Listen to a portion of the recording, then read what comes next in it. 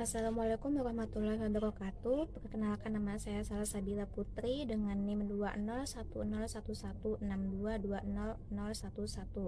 Di sini saya ingin menjelaskan mengenai konsep morfologi dan ruang lingkupnya, di mana tugas ini yaitu untuk memenuhi ujian tengah semester. Baik, untuk pertama kita memulai dengan pengertian morfologi. Secara etimologi, morfologi berasal dari kata morfologi yang terbentuk dari bahasa Yunani, yaitu morf yang artinya bentuk dan logos yang artinya ilmu. Jadi, morfologi adalah ilmu yang mempelajari tentang bentuk. Dalam bahasa Indonesia terdapat 3 proses morfologi, ialah proses pembubuhan atau afiksasi, proses pengulangan atau reduplikasi, dan proses pemajemukan. Setelah mengetahui tentang pengertian morfologi linguistik, selanjutnya kita harus mengetahui di mana posisi morfologi dalam linguistik. Morfologi bersama sintaksis adalah cabang linguistik dalam taraf gramatikal. Kita tahu bahwa linguistik ada 3, yaitu fonologi, gramatikal, dan leksikal. Batas antara keduanya, morfologi dan sintaksis, memang tidak begitu jelas, karena kata yang notabene adalah satuan terbesar dan dalam morfologi juga satuan terkecil dalam sintaksis. Hal ini membuat keduanya tidak bisa saling dipisahkan, sehingga untuk membedakannya perlu dipahami bahwa morfologi mempelajari struktur internal kata, sedangkan sintaksis mempelajari struktur eksternal kata. Selain dengan sintaksis, morfologi juga dapat dikaitkan dengan fonologi, yang terdapat istilah morfofonemik yang melibatkan keduanya. Selanjutnya, keterkaitan morfologi dengan bidang lainnya. Yang pertama,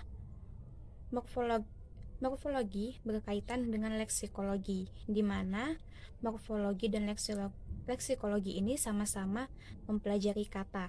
Tapi yang membedakannya adalah leksikologi ini mempelajari kata berupa pendekatan kata sehingga menghasilkan sebuah kamus.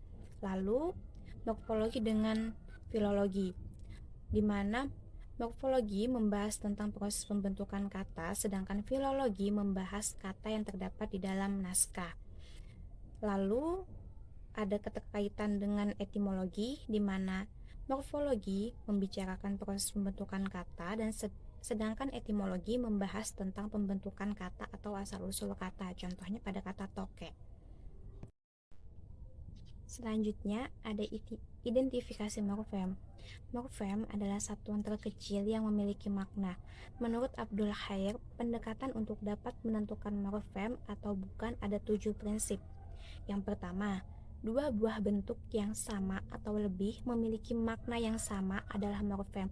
Contohnya pada kalimat bulan depan dia akan menikah, lalu sudah 3 bulan dia belum bayar uang SPP. Kata bulan di sini memiliki makna yang sama dan morfem yang sama.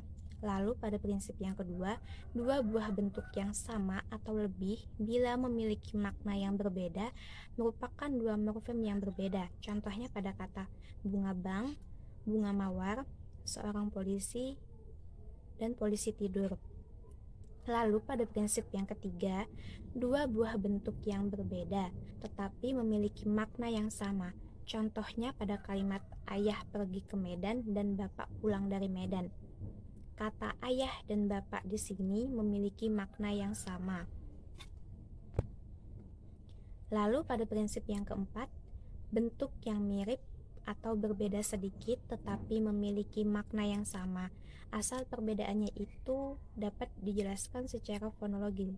Contohnya pada kata melihat, membina, mengambil, dan mengecat. Lalu pada prinsip yang kelima, bentuk yang muncul dengan pasangan satu-satunya adalah sebuah morfem.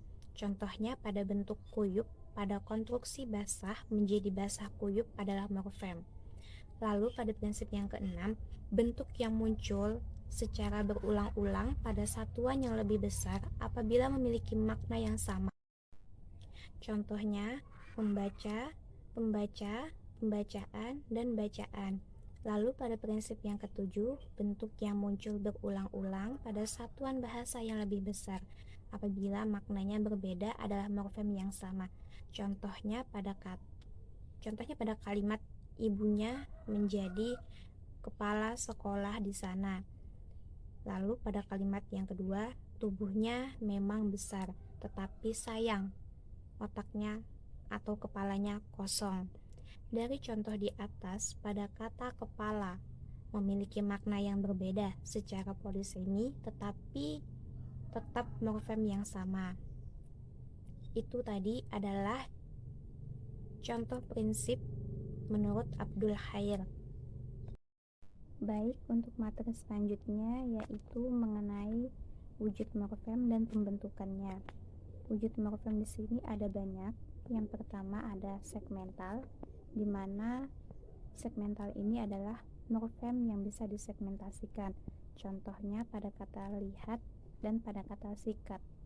Lalu yang kedua adalah unsur suprasegmental, yaitu morfem yang tidak bisa disegmentasikan. Contohnya seperti nada, intonasi, dan tekanan.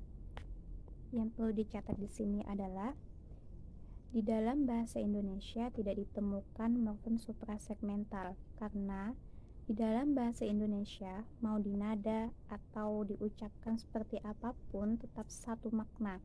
Berbeda dengan bahasa Arab, ketika kita menyebutkan kata amin dan kata amin itu berbeda maknanya. Begitupun dalam pengucapannya. Lalu ada morfem bebas, di mana morfem ini adalah morfem yang dapat berdiri sendiri. Contohnya pada kata sepeda.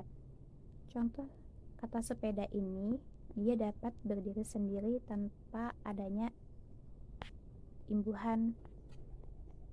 ditambahkan imbuhan. Lalu yang keempat ada morfem terikat, di mana ini adalah morfem yang tidak dapat berdiri sendiri. Dia harus ada imbuhannya. Contohnya pada kata persatuan, di mana kata dasarnya adalah satu, lalu ditambahkan imbuhan per an. Lalu yang kelima ada monomorfemis, yaitu satu morfem. Contohnya pada kata cahaya. Kata cahaya di sini adalah satu morfem karena tidak ada imbuhan atau afiksasi. Lalu yang keenam ada polimorfemis, di mana polimorfemis ini adalah lebih dari satu morfem. Contohnya pada kata bercahaya. Di sini ada kata ber dan ada kata cahaya, di mana ada imbuhan ber di dalam kata cahaya. Lalu yang ketujuh ada leksikal, morfem yang memiliki arti di dalam kamus. Contohnya pada kata cahaya yang memiliki arti di dalam Kamus Besar Bahasa Indonesia yang artinya sinar atau terang. Lalu yang kedelapan ada morfem yang tidak bermakna leksikal.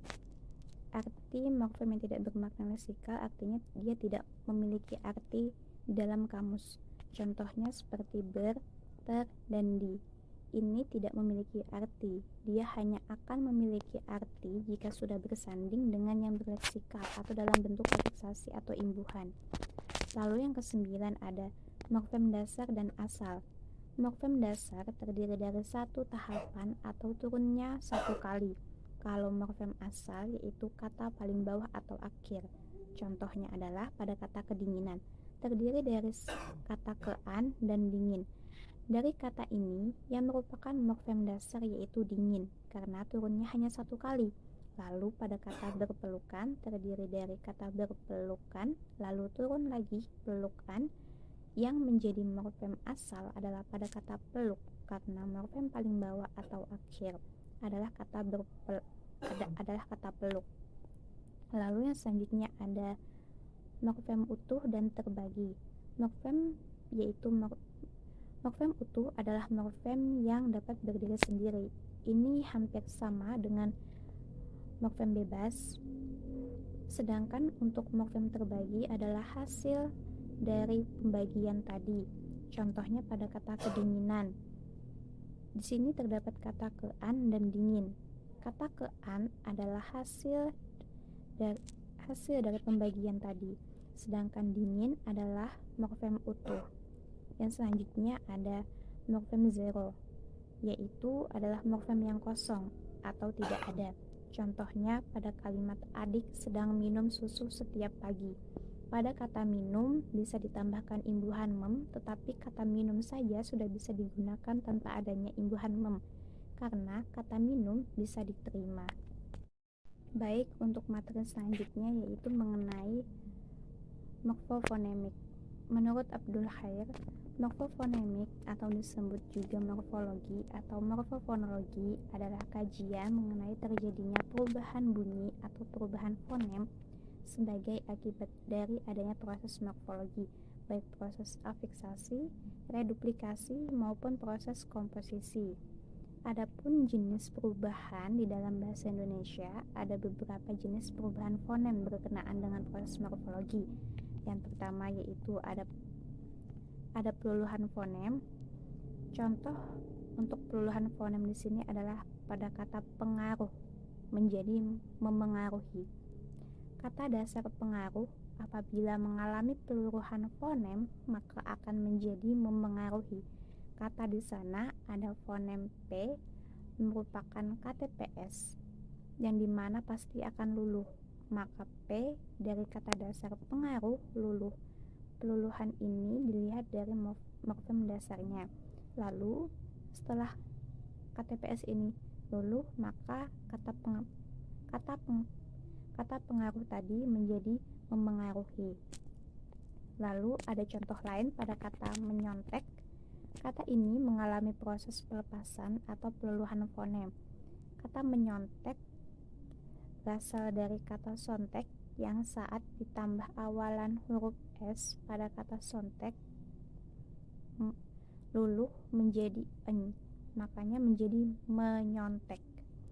Lalu yang kedua ada pemunculan fonem. Contohnya pada kata membaca. Pada kata membaca terdapat pemunculan fonem yang pada awalnya tidak ada, di mana prefiks me ditambah baca menjadi membaca. Lalu yang ketiga ada pengakalan fonem. Contohnya pada kata mengoles. Pada kata mengoles terdapat pengakalan fonem di mana prefiks meng ditambah oles menjadi mengoles. Lalu selanjutnya ada penghilangan fonem. Contoh penghilangan fonem di sini adalah pada kata sejarawan. Sejarawan berasal dari kata sejarah yang pada perubahan kali ini ditambah dengan akhiran wan sehingga kata sejarah berubah menjadi sejarawan dan terjadi proses penghilangan huruf H sebelum akhiran sejarah ditambah wan menjadi sejarawan. Lalu selanjutnya ada pergeseran fonem. Contoh pergeseran fonem di sini adalah pada kata makanan. Makanan berasal dari kata makan yang ditambah akhiran an. Dalam proses ini terjadi pergeseran fonem saat kata makanan diucapkan. Makan ditambah an menjadi makanan. Saat kata makanan diucapkan bukan menjadi makan an, melainkan akan diucapkan menjadi makanan. Selanjutnya yaitu ada bentuk bernasal dan tidak bernasal. Hadir dan tidaknya bunyi nasal tidak selamanya mengikuti kaidah morfofonemik seperti dibicarakan pada subbab sebelumnya. Hadir dan tidaknya bunyi nasal dan pembentukan kata bahasa Indonesia sangat erat kaitannya dengan tiga hal, yaitu tipe verba yang menurunkan bentuk kata itu, lalu yang kedua upaya pembentukan kata sebagai istilah, dan yang ketiga upaya pemberian makna tertentu. Sekian penjelasan saya mengenai morfologi bahasa Indonesia. Salah hilap saya mohon maaf. Wassalamualaikum warahmatullahi wabarakatuh.